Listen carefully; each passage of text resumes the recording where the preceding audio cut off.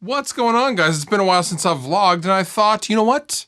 I am gonna tell you a little story. You love it when I tell stories, don't you? This story has a moral, and the moral is be good to each other. And I'll tell you how I got there. Well, I mean, you should always be there, really, but I mean, it got me thinking about what if everyone was like the person I'm about to tell you about. I'm gonna start from the beginning, and the story begins with me trying to catch a flight. I was traveling, I was in an airport, I was at SeaTac Airport actually, and I was getting ready to leave Seattle. Now, security check took an extraordinarily long amount of time this particular day, and what also took a lot of time was getting to the airport. I live about 45 minutes away from the airport. It took me 2 hours to get there. I left very early. I always leave very early, but by the time I got to my gate, I had 1 hour until my flight took off. Now you might be saying to yourself, well, Fluff, an hour is plenty of time. And you know what? You would be right. It is plenty of time, but I was hungry and I didn't want, it's just some crappy fast food. I actually wanted something legitimate to eat. So I sat down at the only restaurant that was in that terminal, and it was very, very busy this day. The entire airport was flooded with people. It was peak traffic hours, but I managed to find a tiny table towards the back of the little restaurant area. Now at this point, I was probably fairly cranky. I probably actually looked more cranky than I was because I do tend to get a serious case of RBF, but I had a heavy backpack on me. I had my luggage, my roll around suitcase, and I was hangry, and it's not good when I get hangry. Now across from me were a small family, a husband, a wife, and their 2 adorable children. One was a little girl. She was probably about 5, and a little boy. He was probably about 3 years of age. Now, when I got there, they were waiting for their food, but they had ordered, and I kept trying to flag down the waitress who kept scurrying by me, and she would tell me, just a minute, just a minute. And every time she would walk by, she would say, just a minute. So I did the only thing I could, which was wait. Thinking that it was just gonna be another few minutes, I didn't go anywhere. I didn't think to actually go and get something else.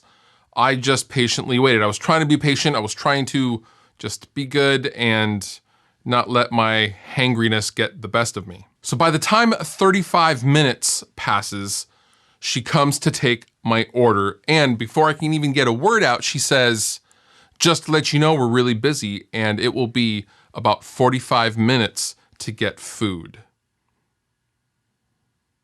So at this point, I'm beyond mad. I'm legit like, whoa.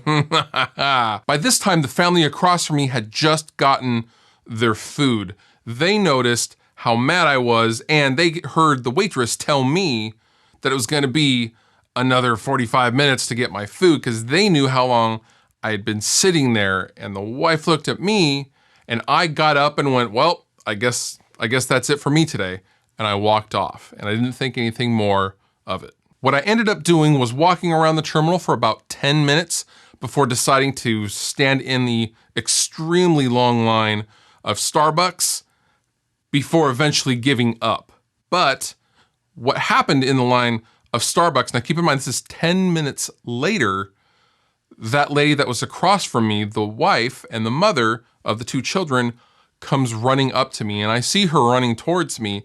And I think, oh no, I must have swung around and hit one of the kids or something like that. Like, oh no, what did I do? I was kind of being defensive because why else would someone be running towards you? And lo and behold, I was completely wrong. She ran up to me, and as she got close, she pulls out a Ziploc bag where she has a bunch of treats and granola bars and snacks that she was going to use for her family's trip to which turned out to be Disneyland. She was going to give a perfect stranger food and snacks that were reserved for her children for the sake of seeing someone not go hungry. Now, I was shocked, and I must have looked shocked and completely caught off guard because it took me a minute to even form words. It took me so long to form words that she actually asked me, "You gonna be okay?" And at that point, I looked at her. She had her 2 kids with her, And I told her, thank you so much for chasing me down and offering me your snacks, but those should be saved for your children. As you can clearly see, I don't really need another snack or food, for that matter, for the next 10 years. And thank God she thought that was very, very funny. And she asked me again, are you sure? I have a couple of granola bars that I feed the kids on the plane. And I said, no, thank you so much. I will be just fine, but I so appreciate your generosity and thank you. Now, thinking back, I am surprised I even got that out. She didn't know me. She doesn't know anything about me. I was a complete stranger, but she ran after me and found me 10 minutes later while her food and her husband were sitting at the table to make sure that I got something to eat before I went on my flight. Now, I can't help but think, what if all of us were just a little bit like that? We don't have to be going and giving everybody we think is hungry food. That's not what I'm saying. But what if all of us thought about someone other than ourselves for just 1 second?